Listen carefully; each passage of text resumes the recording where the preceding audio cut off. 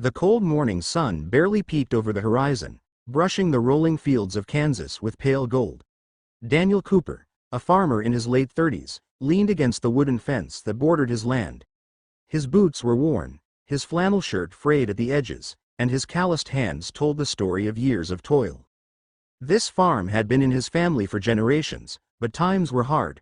Prices of seed and fuel had risen, the weather had been cruel, and debt weighed heavy on his shoulders. Every day, Daniel wrestled with the same fear. How much longer could he hold onto this land that carried his family's history? He rubbed the back of his neck, letting out a tired sigh. Just then, the sound of a car engine sputtering broke the silence. He turned his head and spotted a shiny silver sedan parked awkwardly at the edge of the dirt road near his driveway. The hood was slightly popped, and standing beside it was a young woman in heels and a bright red coat. It was a strange sight. No one dressed like that around here, especially not on a country road. Daniel hesitated. He wasn't used to strangers, especially city folks who usually looked at farmers like him as if he belonged to another century. But something about the way she fumbled with her phone, clearly frustrated, made him push his doubts aside. He pulled his cap lower over his brow, walked toward the car, and called out, "Need a hand there, miss?" The young woman turned quickly. She was in her 20s, her hair perfectly styled, though the stress on her face made her look more human than polished. "Oh, hi. Yes, I think my car just died. It won't start. I've been stuck here for 20 minutes, and there's no signal on my phone. Can you, maybe help?" Daniel gave a small nod. "Let's take a look." He approached the car, lifted the hood, and leaned over the engine. The smell of burnt oil mixed with the crisp morning air. "Batteries probably drained. You leave your lights on?" She frowned. I don't know. Maybe." Daniel chuckled softly. "City folks." The woman crossed her arms, a little defensive. "Hey, I can handle plenty of things. Just not this." "Don't worry," Daniel said, reaching into the back of his pickup parked nearby. He pulled out a set of jumper cables. "Lucky for you, I keep these around." As he hooked the cables between his truck and her car, she watched him closely. He could feel her gaze, curious but guarded. Within minutes, the car roared back to life. She let out a relieved laugh. "Oh my God, thank you. You have no idea how much you just saved me." Daniel wiped his hands on his jeans. "Glad to help. Roads out here can be unfriendly if you're stuck." The woman tilted her head. "Do you always rescue strangers on the side of the road?" He shrugged. "Out here, we look out for each other, even if you're not from around here." Her expression softened. She extended her hand. "I'm Emily." He shook it, his rough palm against her soft one. "Daniel." There was a brief silence before she said, almost sheepishly, "I was actually on my way to visit someone. My GPS, well, it kind of got me lost." Daniel raised a brow. "Not many places to visit around here unless you're looking for cows and corn." Emily laughed, and for a moment, her city polish faded. She looked like any ordinary young woman, vulnerable and human. "Maybe I was meant to break down here," she said lightly, though something in her tone suggested more weight behind the words. Daniel didn't think much of it at the time. He just smiled politely, tipped his cap, and started back toward his truck. But before he could leave, Emily called out, "Wait. Do you know where the old Cooper farm is? I was told to find it around here." Daniel froze. His chest tightened. That was his farm. "You're standing on it," he said slowly, turning back to her. Her eyes widened. "This is yours." He nodded, suspicion flickering in his gaze. "Why are you looking for my farm?" Emily bit her lip, hesitating. "It's complicated. I don't know if I should even." Before she could finish, a sleek black SUV pulled up behind her sedan. Out stepped two men in suits.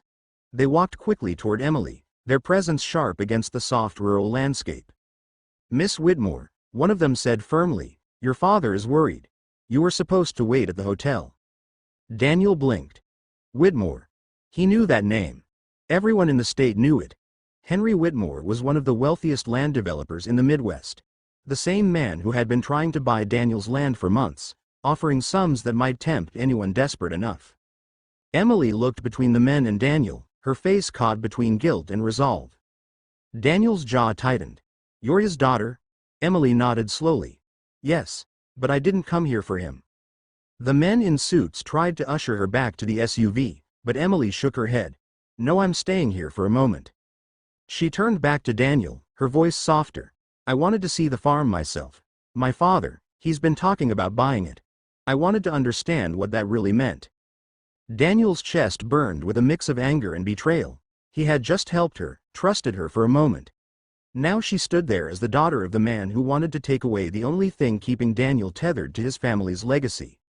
"I see," he said gruffly, stepping back. "Well, you've seen it. Nothing special, just an old farm held together with hope and hard work. Now, if you don't mind, I've got chores." Emily flinched at the bitterness in his tone. "Daniel, wait. That's not fair. You don't know me. I'm not here to hurt you." But Daniel had already turned away. For the next few days, he tried to push the encounter out of his mind. Yet Emily's face lingered in his thoughts. There had been sincerity in her eyes, something different from the cold ruthlessness he associated with her father. And then, unexpectedly, she returned. One afternoon, as Daniel loaded hay bales into the barn, Emily's silver sedan pulled up again. She stepped out, this time in jeans and boots, her hair tied back. She looked less like a city girl out of place and more like someone trying to blend in. "What are you doing here?" Daniel asked, his tone guarded. "I wanted to help," she said simply. He let out a dry laugh. "Help? On a farm? In those boots?" Emily smirked. "They're new. Bought them just for today." Despite himself, Daniel felt a small tug of amusement. Still, he shook his head. "This isn't some charity project. This is my life. Hard, messy, and real." "I know," Emily said softly. "That's why I'm here. I want to understand." Over the next hours, she tried. She carried feed, though she nearly dropped the sack on her first attempt. She tried milking a cow, resulting in more laughter than milk.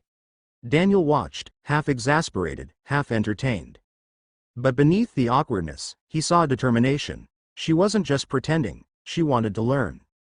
As the sun set, painting the fields in amber light, they sat on the porch, sharing sweet tea. Emily looked out at the land, her expression thoughtful. "My father doesn't see this," she said quietly. "To him, it's just numbers. But this," she gestured at the wide fields, the barn, the distant horizon, "this feels alive." Daniel studied her. For the first time, he believed she meant it. Days turned into weeks. Emily kept coming back, sometimes helping, sometimes just listening. She asked questions about his family, his struggles, his dreams. And slowly, the walls around Daniel's heart began to crack. But just as he started to trust her, everything unraveled. One evening, Daniel returned from town to find a letter on his doorstep. It was from a bank. Foreclosure notice. His debts had caught up, and he had 30 days before the farm was gone. He sat on the porch steps, the weight of the paper crushing him.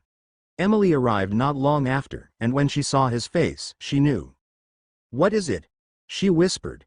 He handed her the letter. She read it, her hands trembling. "Daniel." "Don't," he said sharply. "Don't pity me. I'm not," she insisted.